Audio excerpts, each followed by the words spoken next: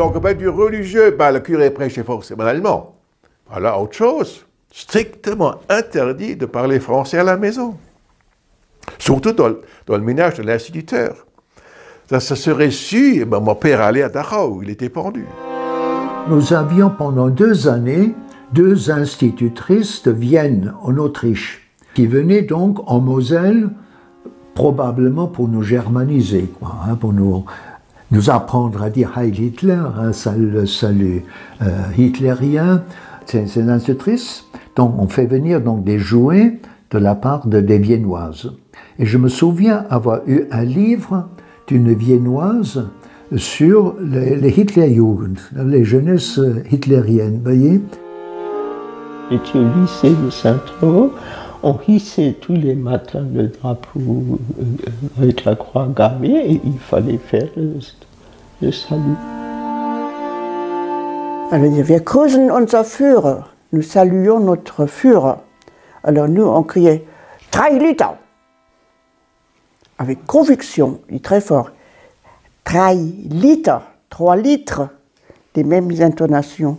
Au lieu de crier « Heil Hitler », 3 Liter. Ça se passait bien. Tous les gens qui avaient une consonance allemande, ils s'en se méfiaient. Ils laissaient tomber, ils ne voulaient rien savoir, ils avaient peur. On avait peur d'eux, c'est sûr. On avait peur d'eux, c'était pas évident. On parlait entre nous, mais j'allais dire presque en cassette, le français. Chose qu'on ne comprenait pas.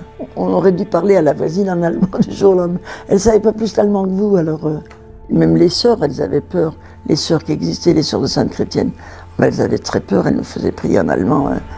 Le 9 octobre 1940, l'Église perd son statut de droit public.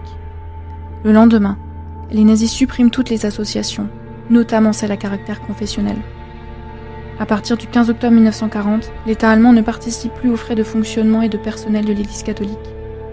Dès le 1er novembre, les prêches, les publications, les impressions de l'Église catholique doivent obligatoirement être en allemand. À partir du 29 septembre 1940, le Bureau du travail du Reich redirige tous ceux qui veulent entrer en religion vers un poste au service de l'État.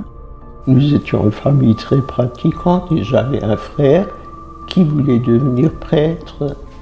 Il était au lycée de Saint-Avold, on a demandé ce que les jeunes voulaient devenir et lui il a dit « je voudrais devenir prêtre ». Alors c'était très mal vu et on lui a dit « alors il faut changer d'école ici, vous n'êtes pas à votre place ». Il y a beaucoup de jeunes qui voulaient devenir prêtres qui sont partis en France aussi. Le couvent n'avait donc pas le droit d'accueillir des jeunes puisque c'était interdit. Il y en a qui sont revenus progressivement. Quand elles arrivaient, on les habillait tout de suite en sœurs pour ne pas attirer l'attention.